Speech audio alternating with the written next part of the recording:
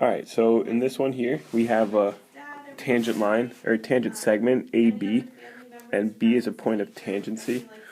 So, anytime you have like a line and a circle intersecting at one point, think of like a tire going like up a hill. From the center of the tire, like down to the road, like that's always going to be a right angle.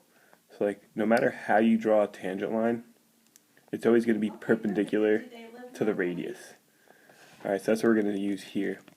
So because of that, it creates a right triangle, where like, that's one leg, that's another leg, and then this one in yellow is going to be the hypotenuse. So if we do like a squared plus b squared, it'd be r squared plus 9 squared equals the hypotenuse squared. Now the whole length of the hypotenuse would be 6 plus r. So you have to square that. Alright, now the next step is important. You can't take this and say it's just like 36 plus r squared. You have to FOIL it out. So you get like quadratic.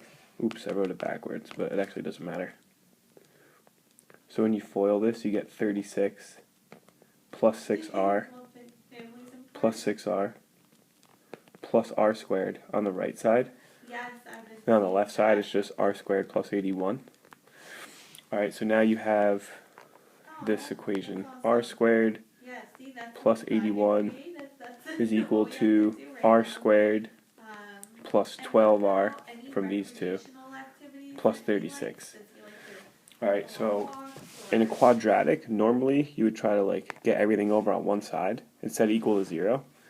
But when you go to bring the r squared on the other side by subtracting it, it actually cancels out. So now you just have this equation, 81 equals 12r plus 36.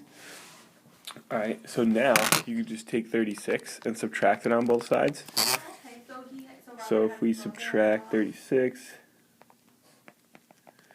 81 minus 36 is 45, equals 12r. So then you could divide both sides by 12.